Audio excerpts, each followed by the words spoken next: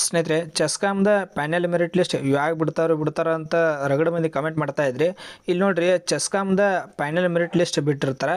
ಯಾವಾಗಂದ್ರೆ 13/11/2025 ಇದು ಚೆಸ್ಕಾಮ್ದ panel merit list ಬಿಟ್ಟಿರ್ತಾರೆ. ಇದಕ್ಕಿಂತ ಮೊದಲು ಮೊನ್ನೆ ಅಂದರೆ ಈಗ 2 ದಿನ ಹಿಂದೆ ಜೆಸ್ಕಾಮ್ದು ಬಿಟ್ಟಿದ್ರು. ಗುಲ್ಬರ್ಗ ವಿದ್ಯುತ್ ಸರಬರಾಜು ಕಂಪನಿಯದ 10ನೇ ತಾರೀಕು ನೋಡ್ರಿ, 10/11/2025 ಜೆಸ್ಕಾಮ್ದು ಬಿಟ್ಟಿದ್ರು. ಇಲ್ಲಿ ನೋಡ್ರಿ, ಈಗ 13ನೇ ತಾರೀಕು 13/11/2025 ಚೆಸ್ಕಾಮ್ದ ಪ್ಯಾನೆಲ್ ಮೆರಿಟ್ ಲಿಸ್ಟ್ ಬಿಟ್ಟಿರ್ತಾರೆ. NKK ಅದ ಕಿರಿಯ ಪವರ್ಮ್ಯಾನ್ದಾಗಿರ್ತೈತಿ. ಇದರೊಳಗೆ ಎಷ್ಟೆಷ್ಟು ಕಟ್ ಆಫ್ ನಿಂತಿರ್ತೈತಿ ಮತ್ತು ಯಾವೆಲ್ಲ ಅಭ್ಯರ್ಥಿಗಳು ಸೆಲೆಕ್ಟ್ ಆಗಿರ್ತೀರಿ ಎಲ್ಲವೂ ಈ PDF ಒಳಗೆ ಕೊಟ್ಟಿರ್ತಾರೆ. ವಿದ್ಯಾರ್ಥಿಗಳೇ, ಈ PDF ನಮ್ಮ ಗೌರ್ಮೆಂಟ್ ಜಾಬ್ ಅಪ್ಡೇಟ್ ಟೆಲಿಗ್ರಾಮ್ ಗ್ರೂಪ್ನಲ್ಲಿ ಹಾಕಿರುತ್ತೆ ನೋಡ್ರಿ. ಅಲ್ಲಿ PDF ನೀವು ಚೆಕ್ ಮಾಡ್ಕೋಬೋದು. ಟೋಟಲ್ ಆಗಿ 309 ಪೋಸ್ಟ್ಗಳು ಇದ್ದು ಅದರೊಳಗೆ 39 ಬ್ಯಾಕ್ಲಾಗ್ ಇದ್ದಿರ್ತಾವೆ, 270 ಫ್ರೆಷರ್ ಹುದ್ದೆಗಳು ಇದ್ದಿರ್ತಾವೆ. ಇಲ್ಲಿ ಮೀಸಲಾತಿ ಅನುಗುಣವಾಗಿ ಕಟ್ ಆಫ್ ನೋಡ್ರಿ, 2A ಎಕ್ಸ್-ಸರ್ವಿಸ್ಮನ್ನಲ್ಲಿ 4 ಹುದ್ದೆಗಳು ಖಾಲಿ ಇದ್ದು ಇದರೊಳಗೆ ಯಾರೂ ಸೆಲೆಕ್ಟ್ ಆಗಿಲ್ಲ. ಎದಕ್ಕಂದ್ರೆ ಇಲ್ಲಿ ಶರಾವಳ ಕೊಟ್ಟಿರ್ತಾರೆ ನೋಡ್ರಿ. ಇದು ಶರಾವಳಿಗೆ ಏನು ಮೆನ್ಷನ್ ಮಾಡಿರ್ತಾರೆ ಅಂದ್ರೆ, ಈಗ ಎದಕ್ಕೆ ವಿದ್ಯಾರ್ಥಿಗಳು ಸೆಲೆಕ್ಟ್ ಆಗಿಲ್ಲ ಎಂಬುದನ್ನು ಈ ಶರಾವಳ ಕೊಟ್ಟಿರ್ತಾರೆ. ಅರ್ಹ ಅಭ್ಯರ್ಥಿಗಳ ಕೊರತೆಯಿಂದ 4 ಹುದ್ದೆಗಳನ್ನು 2A ಜನರಲ್ಗೆ ವರ್ಗಾಯಿಸಲಾಗಿರ್ತೈತಿ. 2A ಎಕ್ಸ್-ಸರ್ವಿಸ್ಮನ್ನಲ್ಲಿ ಯಾರು ಕೂಡ ಅಪ್ಲಿಕೇಶನ್ ಹಾಕಿರುವುದಿಲ್ಲ, ಅದಕ್ಕಾಗಿ ಯಾರೂ ಕೂಡ ಸೆಲೆಕ್ಟ್ ಆಗಿರುವುದಿಲ್ಲ. ಅದಕ್ಕೆ 4 ಹುದ್ದೆಗಳನ್ನ 2A ಜನರಲ್ಗೆ ವರ್ಗಾಯಿಸಲಾಗಿರ್ತೈತಿ. ಮತ್ತು ಸೆಕೆಂಡ್ 2ನೇ ಲಿಸ್ಟ್ ಬಿಡ್ತಾರೋ ಇಲ್ಲ ಅಂತ ಕೇಳ್ತಾ ಇದ್ರಿ. ಅದನ್ನು ಮುಂದೆ ತಿಳಿಸ್ಕೊಡ್ತಾನೆ ಬಿಡ್ತಾರೋ ಇಲ್ಲೋ ಅಂತ. ಇಲ್ಲಿ 2A PS ಇದರಲ್ಲಿ ಕೂಡ 4 ಪೋಸ್ಟ್ಗಳು ಖಾಲಿ ಇದ್ದು ಇಲ್ಲಿ ಕೂಡ ಯಾರೂ ಸೆಲೆಕ್ಟ್ ಆಗಿರುವುದಿಲ್ಲ. ಯಾಕಂದ್ರೆ ನೋಡ್ರಿ, ಅರ್ಹ ಅಭ್ಯರ್ಥಿಗಳ ಕೊರತೆಯಿಂದ 2 ಹುದ್ದೆಗಳನ್ನು 2A ಜನರಲ್ಗೆ ವರ್ಗಾಯಿಸ್ತಾರೆ ಮತ್ತು ಇನ್ನು ಮಿಕ್ಕುಳಿದ 2 ಹುದ್ದೆಗಳನ್ನ ಬ್ಯಾಕ್ಲಾಗ್ ಇರಿಸಿರ್ತಾರೆ. ಇದರೊಳಗೆ 4 ಹುದ್ದೆಗಳು ಇದ್ದು 2 ಹುದ್ದೆಗಳನ್ನ 2A ಜನರಲ್ಗೆ ವರ್ಗಾಯಿಸ್ತಾರೆ ಮತ್ತು 2 ಹುದ್ದೆಗಳನ್ನ ಬ್ಯಾಕ್ಲಾಗ್ ಇರಿಸಿರ್ತಾರೆ. ಮತ್ತು 2A KMS 2 ಹುದ್ದೆಗಳು ಇದ್ದು ಇಲ್ಲಿ ಇಬ್ಬರನ್ನ ಸೆಲೆಕ್ಟ್ ಮಾಡಿರ್ತಾರೆ. ಇವ್ರದ್ದು ಕಟ್ ಆಫ್ ನೋಡ್ರಿ, ಶೇಕಡಾವಾರು ಕಟ್ ಆಫ್ 94.40 ಈ ರೀತಿಯಾಗಿ ಕಟ್ ಆಫ್ ನಿಂತಿರ್ತೈತಿ. ಇವ್ರದ್ದು ಡೇಟ್ ಆಫ್ ಬರ್ತ್ ಇದ್ದಿರ್ತೈತಿ. ಮತ್ತು 2A ಜನರಲ್ 24 ಸೂಚಿತ ಹುದ್ದೆಗಳು ಇದ್ದಿರ್ತಾವೆ. ಇದರೊಳಗೆ 31 ವಿದ್ಯಾರ್ಥಿಗಳನ್ನ ಸೆಲೆಕ್ಟ್ ಮಾಡಿರ್ತಾರೆ. ಇಲ್ಲಿ ನೋಡ್ರಿ, 93.60 ಈ ರೀತಿಯಾಗಿ ಕಟ್ ಆಫ್ ನಿಂತಿರ್ತೈತಿ. ಮತ್ತು 2A PDPದಲ್ಲಿ 3 ಪೋಸ್ಟ್ಗಳು ಖಾಲಿ ಇದ್ದು 3 ವಿದ್ಯಾರ್ಥಿಗಳನ್ನ ಸೆಲೆಕ್ಟ್ ಮಾಡಿರ್ತಾರೆ. 88.96 ಈ ರೀತಿಯಾಗಿ ಕಟ್ ಆಫ್ ನಿಂತಿರ್ತೈತಿ. ಅದೇ ರೀತಿಯಾಗಿ 2A ರೂರಲ್ 10 ಸೂಚಿತ ಹುದ್ದೆಗಳು ಇದ್ದಿರ್ತಾವೆ. ಇಲ್ಲಿ 10 ವಿದ್ಯಾರ್ಥಿನ ಸೆಲೆಕ್ಟ್ ಮಾಡಿರ್ತಾರೆ. ಇವ್ರದ್ದು ನೋಡ್ರಿ 94.56 ಈ ರೀತಿಯಾಗಿ ಕಟ್ ಆಫ್ ನಿಂತಿರ್ತೈತಿ. ಮತ್ತು ಅದೇ ರೀತಿಯಾಗಿ 2A TGನಲ್ಲಿ 1 ಪೋಸ್ಟ್ ಖಾಲಿ ಇದ್ದು ಇಲ್ಲಿ ಯಾರೂ ಸೆಲೆಕ್ಟ್ ಆಗಿರುವುದಿಲ್ಲ. ಯಾಕಂದ್ರೆ ನೋಡ್ರಿ, 1 ಹುದ್ದೆಯನ್ನು 2A ಜನರಲ್ಗೆ ವರ್ಗಾಯಿಸಲಾಗಿರ್ತೈತಿ. ಇಲ್ಲಿ 1 ಪೋಸ್ಟ್ ಇದ್ದು ಒಂದು ಪೋಸ್ಟ್ ಈ 2A ಜನರಲ್ಗೆ ವರ್ಗಾಯಿಸ್ತಾರೆ. ಮತ್ತು 2B PSನಲ್ಲಿ 2 ಪೋಸ್ಟ್ಗಳು ಖಾಲಿ ಇದ್ದಿರ್ತಾವೆ. ಇಲ್ಲಿ ಕೂಡ ಯಾರೂ ಸೆಲೆಕ್ಟ್ ಆಗಿರುವುದಿಲ್ಲ. ಅದಕ್ಕಾಗಿ ಇವು 2 ಏನು ಹುದ್ದೆ ಇದಾವಲ್ಲ ಇವುಗಳನ್ನ 1 ಹುದ್ದೆಯನ್ನು 2B ಜನರಲ್ಗೆ ವರ್ಗಾಯಿಸ್ತಾರೆ ಮತ್ತು ಇನ್ನೊಂದು ಹುದ್ದೆಯನ್ನು ಬ್ಯಾಕ್ಲಾಗ್ ಇರಿಸಿರ್ತಾರೆ.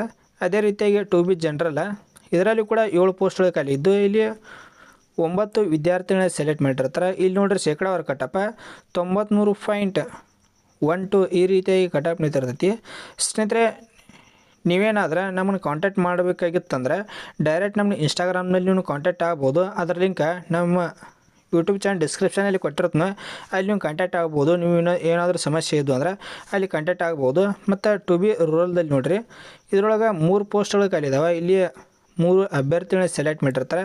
ಇವ್ರದ್ದು 93.92 ಈ ರೀತಿಯಾಗಿ ಕಟ್ ಆಫ್ ನಿಂತಿರ್ತೈತಿ. 2B ಎಕ್ಸ್-ಸರ್ವಿಸ್ಮನ್ನಲ್ಲಿ ಇದರೊಳಗೆ 1 ಪೋಸ್ಟ್ ಖಾಲಿ ಇದ್ದಿರ್ತೈತಿ. ಇಲ್ಲಿ ಯಾರೂ ಸೆಲೆಕ್ಟ್ ಆಗಿರುವುದಿಲ್ಲ. ಇದರ 1 ಹುದ್ದೆಯನ್ನು 2B ಜನರಲ್ಗೆ ವರ್ಗಾಯಿಸ್ತಾರೆ. ಮತ್ತು 3A ಎಕ್ಸ್-ಸರ್ವಿಸ್ಮನ್ನಲ್ಲಿ 1 ಪೋಸ್ಟ್ ಖಾಲಿ ಐತಿ.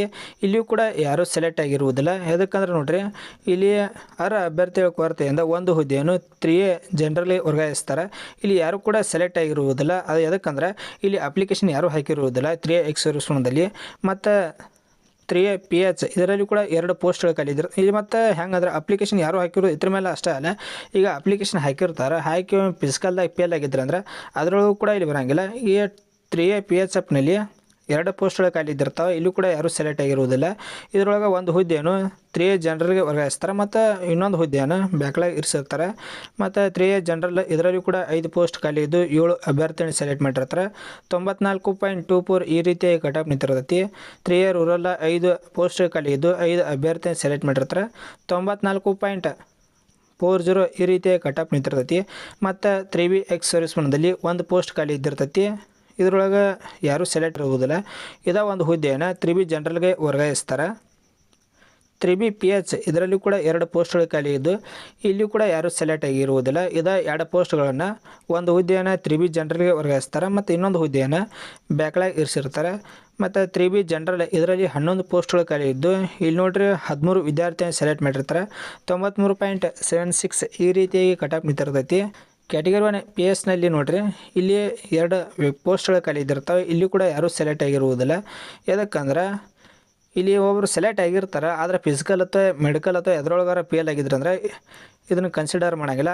ಒಂದು ಹುದ್ದೆಯನ್ನು ಕ್ಯಾಟಗರಿ 1 ಜನರಲ್ಗೆ ವರ್ಗಾಯಿಸ್ತಾರೆ ಮತ್ತು ಇನ್ನೊಂದು ಹುದ್ದೆಯನ್ನು ಬ್ಯಾಕ್ಲಾಗ್ ಇರಿಸಿರ್ತಾರೆ.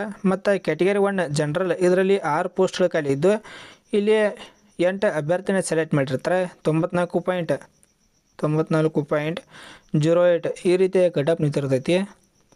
ಕ್ಯಾಟಗರಿ 1 ರೂರಲ್ನಲ್ಲಿ 4 ಪೋಸ್ಟ್ಗಳು ಖಾಲಿ ಇದ್ದು 4 ಅಭ್ಯರ್ಥಿನ ಸೆಲೆಕ್ಟ್ ಮಾಡಿರ್ತಾರೆ. 94.56 ಈ ರೀತಿಯ ಕಟ್ ಆಫ್ ನಿಂತಿರ್ತೈತಿ. ಮತ್ತು ಕ್ಯಾಟಗರಿ 1 ಎಕ್ಸ್ ಸರ್ವಿಸ್ಮನ್ದಲ್ಲಿ ಇಲ್ಲಿ ಕೂಡ ಒಂದು ಪೋಸ್ಟ್ ಖಾಲಿ ಇದ್ದಿರ್ತೈತಿ. ಇದರೊಳಗೆ ಯಾರೂ ಸೆಲೆಕ್ಟ್ ಆಗಿರುವುದಿಲ್ಲ. ಒಂದು ಹುದ್ದೆಯನ್ನು ಕ್ಯಾಟಗರಿ 1 ಜನರಲ್ಗೆ ವರ್ಗಾಯಿಸ್ತಾರೆ. ಎಕ್ಸ್ ಸರ್ವಿಸ್ಮನ್ ಒಂದು ಹುದ್ದೆಯನ್ನು ಕ್ಯಾಟಗರಿ 1 ಜನರಲ್ಗೆ ವರ್ಗಾಯಿಸಿರ್ತಾರೆ. ಮತ್ತು GM ಎಕ್ಸ್ ಸರ್ವಿಸ್ಮನ್ದಲ್ಲಿ 11 ಪೋಸ್ಟ್ಗಳು ಖಾಲಿ ಇದ್ದಿರ್ತಾವೆ. ಇಲ್ಲಿ 11 ಅಭ್ಯರ್ಥಿಗಳನ್ನ ಸೆಲೆಕ್ಟ್ ಮಾಡಿರ್ತಾರೆ. ಇಲ್ಲಿ 43.68 ಈ ರೀತಿಯಾಗಿ ಕಟ್ ಆಫ್ ನಿಂತಿರ್ತೈತಿ. ಅದೇ ರೀತಿಯಾಗಿ GM PHನಲ್ಲಿ ನೋಡ್ರಿ ಇದರೊಳಗೆ 14 ಪೋಸ್ಟ್ಗಳು ಖಾಲಿ ಇದ್ದು ಇಲ್ಲಿ ಕೇವಲ 4 ಅಭ್ಯರ್ಥಿಗಳನ್ನ ಮಾತ್ರ ಸೆಲೆಕ್ಟ್ ಮಾಡಿರ್ತಾರೆ. ಇವ್ರದ್ದು 42.40 ಇಲ್ಲಿ ನೋಡ್ರಿ ಅತಿ ಕಡಿಮೆ ಕಟ್ಟಪ್ಪ. GM PHದಲ್ಲಿ ಕೇವಲ 42.40 ಈ ರೀತಿಯ ಕಟ್ ಆಫ್ ನಿಂತಿರ್ತೈತಿ. ಎಲ್ಲದಕ್ಕಿಂತ ಕಡಿಮೆ ಕಟ್ಟಪ್ಪ ಅಂದರೆ ಇವ್ರದ್ದು ಆಗಿರ್ತೈತಿ. ಇದರೊಳಗೆ ಮತ್ತು 4 ಹುದ್ದೆಗಳನ್ನ GMಗೆ ವರ್ಗಾಯಿಸ್ತಾರೆ ಮತ್ತು 6 ಹುದ್ದೆಗಳನ್ನ ಬ್ಯಾಕ್ಲಾಗ್ ಇರಿಸಿರ್ತಾರೆ. ಎದಕ್ಕೆ ಕಡಿಮೆ ಕಟ್ ಆಫ್ ಆಗಿರ್ತೈತಿ ಅಂದ್ರೆ ಈಗ 14 ಪೋಸ್ಟ್ಗಳು ಖಾಲಿ ಇದ್ದು ಒಂದಿಷ್ಟು ಮಂದಿ ಫಿಸಿಕಲ್ದಾಗ ಫೇಲ್ ಆಗಿರ್ತಾರೆ, ಒಂದಿಷ್ಟು ಮಂದಿ ಮೆಡಿಕಲ್ದಾಗ ಫೇಲ್ ಆಗಿರ್ತಾರೆ. ಯಾರು ಫಿಟ್ ಆಗಿರ್ತಾರೋ ಅವರು ಇಲ್ಲಿ ಸೆಲೆಕ್ಟ್ ಆಗಿರ್ತಾರೆ. ಇಲ್ಲಿ ಕೇವಲ 4 ಅಭ್ಯರ್ಥಿಗಳು ಮಾತ್ರ ಫಿಟ್ ಆಗಿದ್ದು ಅದಕ್ಕಾಗಿ ಇದು ಕಡಿಮೆ ಕಟ್ ಆಫ್ ನಿಂತಿರ್ತೈತಿ. ಮತ್ತು GM KMSನಲ್ಲಿ 6 ಪೋಸ್ಟ್ಗಳು ಇದ್ದು ಇಲ್ಲಿ 96 ಕಟ್ ಆಫ್ ನಿಂತಿರ್ತೈತಿ. ಮತ್ತು GM ಜನರಲ್ 58 ವೇಕೆನ್ಸಿಗಳು ಖಾಲಿ ಇದ್ದು ಇಲ್ಲಿ 64 ಅಭ್ಯರ್ಥಿನ ಸೆಲೆಕ್ಟ್ ಮಾಡ್ಕೊಂಡಿರ್ತಾರೆ. 95.20 ಈ ರೀತಿಯ ಕಟ್ ಆಫ್ ನಿಂತಿರ್ತೈತಿ. ಮತ್ತು PDP GM rural TG ex serviceman ಮತ್ತು SC PH SC ಕನ್ನಡ ಮಾಧ್ಯಮ ಅಭ್ಯರ್ಥಿ ಇವೆಲ್ಲ ನೀವು ಕಟ್ ಆಫ್ ನೋಡ್ಕೋಬೋದು. ಸ್ನೇಹಿತರೆ ಈ PDF ನಮ್ಮ ಟೆಲಿಗ್ರಾಮ್ ಗ್ರೂಪ್ನಲ್ಲಿ ಅವೈಲೇಬಲ್ ಇರ್ತದೆ ನೋಡಿರಿ. ಇಲ್ಲಿ ನೀವು ಮೀಸಲಾತಿ ಅನುಗುಣವಾಗಿ ಕಟ್ ಆಫ್ ನೀವು ಚೆಕ್ ಮಾಡ್ಕೋಬೋದು. ಇದ್ರ ಜೊತೆಗೆ ನಿಮ್ಮ ಹೆಸರು ಕೂಡ ಇದಿರ್ತೈತಿ. ಎಲ್ಲಿ ಅಂದ್ರೆ ಇಲ್ಲಿ ನೋಡಿರಿ ಈಗ ಅಪ್ಲಿಕೇಶನ್ ಹಾಕಿದಂಥ ಅಭ್ಯರ್ಥಿಗಳ ಅರ್ಜಿ ಸಂಖ್ಯೆಯನ್ನು ಕೊಟ್ಟಿರ್ತಾರೆ ಮತ್ತು ಅಭ್ಯರ್ಥಿ ಹೆಸರು ಇದ್ದಿರ್ತೈತಿ, ತಂದೆ ಅಥವಾ ಗಂಡನ ಹೆಸರು ಕೊಟ್ಟಿರ್ತಾರೆ ಮತ್ತು ಕಾಸ್ಟ್ ಆಯ್ಕೆಯಾದ ಪ್ರವರ್ಗ ಇದ್ದಿರ್ತೈತಿ ಮತ್ತು ಶೇಕಡಾವಾರು ಕಟ್ಟಪ್ಪ. ಈಗ ಒಂದೇ ಅಭ್ಯರ್ಥಿ ಹೆಸರು ನೋಡ್ರಿ ರವಿತಿಗೌಡ AM ಇವ್ರದ್ದು ಮಂಜೇಗೌಡ GM ರೂರಲ್ ಇದ್ದಿರ್ತೈತಿ. 98.40 ಈ ರೀತಿ ಈಗ ಕಟ್ ಆಫ್ ನಿಂತಿರ್ತೈತಿ. ಅದೇ ರೀತಿ ಈಗ ಅರ್ಜುನ್ ಪಾಟೀಲ್ HV ಇವ್ರದ್ದು ವೀರರಾಜ GM ರೂರಲ್ ಇದ್ದಿರ್ತೈತಿ. ಇವ್ರದ್ದು ಕೂಡ 98.40 ಈ ರೀತಿಯಾಗಿ ಕಟ್ ಆಫ್ ನಿಂತಿರ್ತೈತಿ. ನೀವು ಸೆಲೆಕ್ಟ್ ಆದಂಥ ಅಭ್ಯರ್ಥಿಗಳದ ಪ್ರತಿಯೊಂದು ಅಭ್ಯರ್ಥಿಗಳು ಈಗ ಸೆಲೆಕ್ಟ್ ಆಗಿರುವಂಥ ಪ್ರತಿಯೊಂದು ಅಭ್ಯರ್ಥಿ ಹೆಸರು ಈ PDF ಒಳಗೆ ಇದ್ದಿರ್ತೈತಿ. ನೀವು ಇದನ್ನು ಚೆಕ್ ಮಾಡ್ಕೋಬೋದು. ನಿಮ್ಮ ಇದ್ರೊಳಗನ ಚೆಸ್ಕಾಮ್ ಒಳಗನ ನಿಮ್ಗೆ ಇನ್ನೂ ಏನಾದರೂ ಕನ್ಫ್ಯೂಸ್ ಇತ್ತಂದ್ರೆ ಡೈರೆಕ್ಟ್ ನಮ್ಮ ಇನ್ಸ್ಟಾಗ್ರಾಮ್ನಲ್ಲಿ ನೀವು ಕಾಂಟ್ಯಾಕ್ಟ್ ಆಗ್ಬೋದು. ಮತ್ತು ನಮ್ಮ government job update Telegram group ಯಾರು ಜಾಯ್ನ್ ಆಗಿಲ್ಲ ಜಾಯ್ನ್ ಆಗಿರಿ. ಅದರ ಲಿಂಕ್ ನಮ್ಮ ಯೂಟ್ಯೂಬ್ ಚಾನಲ್ ಡಿಸ್ಕ್ರಿಪ್ಷನ್ ಇದ್ದಿರ್ತೈತಿ, ಅಲ್ಲಿ ಹೋಗಿ ನೀವು ಜಾಯ್ನ್ ಆಗ್ಬೋದು.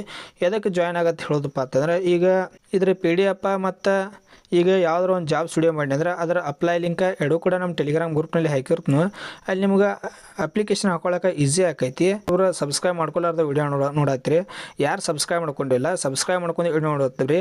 ಯಾಕಂದರೆ ಈಗ KPTCLದ ಪ್ರತಿಯೊಂದು ಅಪ್ಡೇಟ್ ನೋಡ್ತಾ ಇರ್ತೀನಿ. ಇನ್ನು ನೆಕ್ಸ್ಟ್ 2026 ಇಲ್ಲಿ 2026 ನೋಟಿಫಿಕೇಶನ್ ರಿಲೀಸ್ ಮಾಡ್ಬೋದು. ಅದೇನಾರ ಬಿಟ್ಟರಂದ್ರೆ ಅದನ್ನು ಕೂಡ ಒಂದು ವಿಡಿಯೋ ಮಾಡಿ ತಿಳಿಸ್ತೀನಿ.